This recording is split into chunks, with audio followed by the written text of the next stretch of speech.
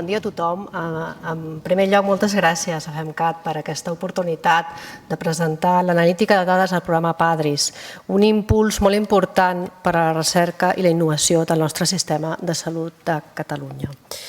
Dit això, comencem.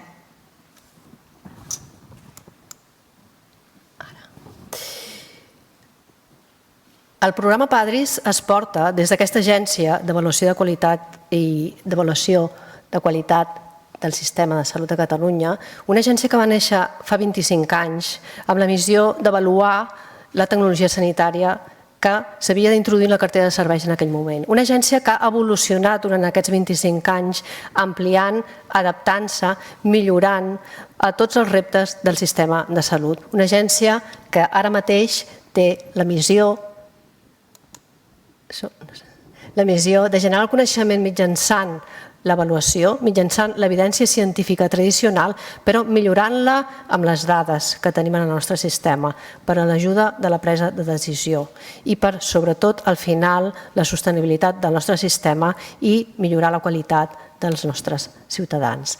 Els valors... No sé què passa...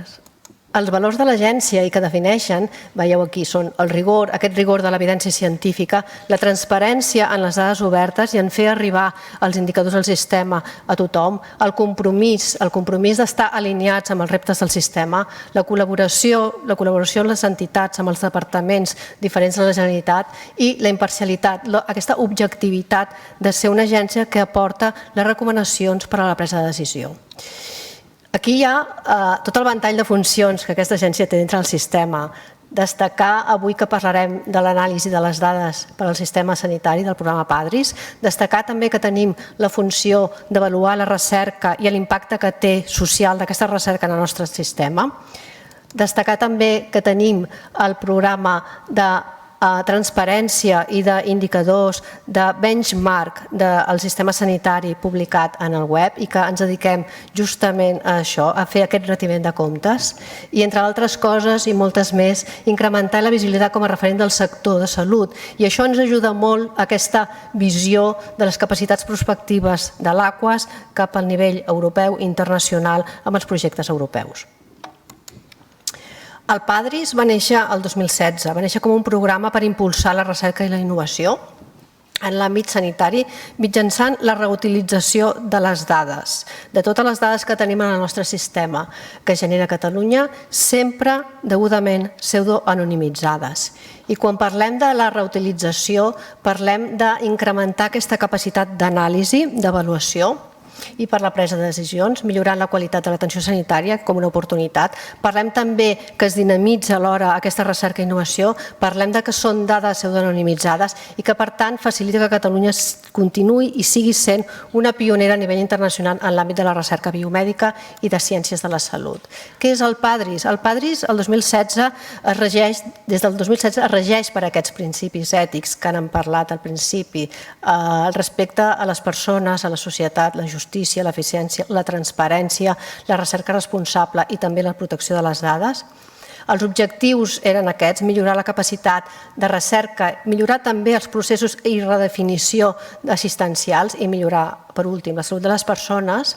Hi ha uns òrgans garants que justament vetllen pel compliment d'aquests objectius i d'aquests principis ètics, en el qual està el propi òrgan de governança de l'agència, el Consell d'Administració. Hi ha uns comitès ètics d'investigació que avalen que quan aquesta petició de dades arriba a l'Aquas compleix tots uns principis justament del Comitè d'Ètica d'Investigació. Hi ha un Consell d'Assessor, un Comitè de Vigilància, hi ha tota una estructura de governança que vetlla perquè tot això es compleixi i els centres sol·licitants d'aquestes dades del PADRIS, que són els investigadors dels centres acreditats de recerca CERCA, els agents del sistema sanitari SISCAT, els centres de recerca universitaris públics o sense ànim de lucre i, evidentment, els equips investigadors de tots els plans directors del nostre sistema de l'administració sanitària. Quan parlem del PADRIS parlem d'un procés laboriós, exhaustiu, de cohorts, de dades, de Big Data, d'intel·ligència artificial, que anirem veient una miqueta a poc. Ens arriba l'estudi, s'ha de veure aquest estudi, l'objectiu que té i el plantejament amb l'equip investigador i de recerca del territori que sigui. S'apliquen uns criteris de priorització per a aquestes peticions que ens arriben a vegades de manera massiva, uns criteris de priorització que estan molt alineats amb uns principis d'excel·lència, en quant alineats amb el pla de salut, amb el pla de recerca, alineats també amb convocatòries de fons competitius. Es procedeix a fer una extracció de les dades i la consolidació de la cohort, es fa una anàlisi de risc de la reidentificació indirecta. Quan parlem d'això parlem d'aquelles dades que no són el DNI o el CIP pròpiament, sinó que quan parlem de cohorts més petites o en municipis més petits on hi ha una possible biaix d'identificació pel tema del gènere, pel tema de l'edat, també tractem aquesta anàlisi de risc.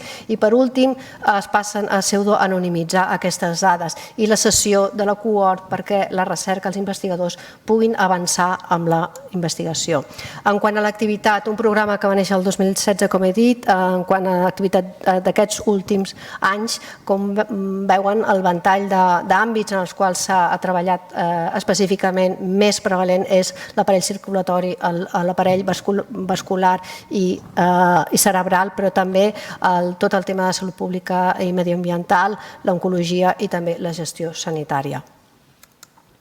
Les entitats sol·licitants de dades, aquests centres que hem dit, que són els que demanen aquestes dades per a fer els seus estudis, són majoritàriament universitats públiques, sistemes Siscat, centres Cerca, el Departament de Salut CatSalut. És a dir, totes aquestes col·laboracions, tota aquesta xarxa d'ecosistema també ha ajudat a aquest talent, a aquest aprenentatge, a aquesta col·laboració per anar millorant a poc durant els darrers anys tota la metodologia i tot l'aprenentatge més innovador en quant a machine learning i deep learning.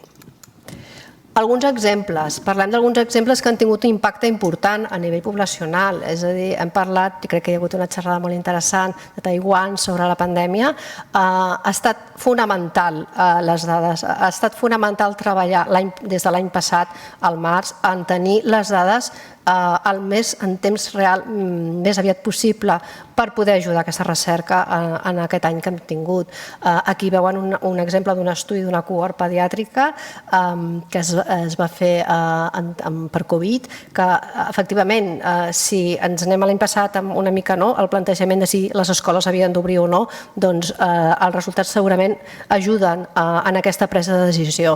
Altres estudis, no tant dedicats només al Covid, però també a l'ictus, i quan aquí parlem, per exemple, de desigualtats a nivell socioeconòmic, també hi ha estudis poblacionals que ajuden al Big Data a la presa de decisió en aquest sentit, característiques dels pacients amb CPAP, tot l'avantall de cronicitat, que també és un repte futur, o la prevalència, l'estudi sobre la prevalència de les malalties, de 78 malalties autoimmunes a Catalunya, més en l'àmbit de l'atenció primària. Són alguns dels exemples. Per anar una mica més al detall i veure una mica més la complexitat quan parlem d'aquestes cohorts i d'aquesta anàlisi, l'estudi, per exemple, del Covid pediàtric a Catalunya, que en un principi era determinar aquestes característiques epidemiològiques dels factors de risc, estat vacunal, manifestacions clíniques dels nens i nenes infectats per Covid a Catalunya, doncs aquí es veu una mica, bé, una petita pinzellada del que suposa la preparació de les dades i de la cohort. Tenim aquí un total, com veuen, 61 datasets. Això marca una mica ja la complexitat del creuament de registres i bases de dades per arribar al final a una cohort que als recercaires els hi permet arribar a la seva recerca i a la seva resposta a la hipòtesi plantejada, òbviament. Per nosaltres és tan important ser capdavanters i poder donar i aportar les dades necessàries per a la recerca, com també comunicar-ho, fer-ho conèixer. És a dir, donar a conèixer el PADRIS i també l'impacte que això ha pogut tenir durant aquest temps en el nostre país és rellevant. Per això, campanyes i accions comunicatives, a tenir tota la informació actualitzada en el propi web de l'Aquas o a tenir tots els canals que tenim actius en xarxes socials, el canal Twitter o el canal LinkedIn, per poder posar a disposició de tot el sector, de totes les entitats, ciutadania, l'avenç que s'està fent amb cedir dades, amb donar les dades per a la recerca i l'impacte que pot tenir amb els estudis. Les oportunitats, els beneficis d'aquest programa que per suposat ha de tenir en els propers anys una resposta als reptes que ja s'han anat comentant, però que sí que hem anat veient durant aquest temps que estan molt clars, és aquest impuls de la recerca i a la innovació en el nostre sistema, però també aquesta anàlisi de les dades amb intel·ligència artificial que hem anat treballant i el Big Data permeten, i això està molt clar, desenvolupar models predictius que ens ajuden per a la presa de decisió. Això va ser rellevant durant la primera, la segona onada i la tercera onada de la Covid i el que ens ve en els propers mesos. Reorganitzar i planificar serveis sanitaris, això és fonamental pels planificadors quan ens demanen dades per poder veure com hem de planificar la salut mental d'aquest proper any. Què ha passat amb la salut mental? Doncs bé, aquí estem treballant amb cohorts i amb dades per poder ajudar, òbviament segons les necessitats del sistema i dels reptes. Moltes gràcies.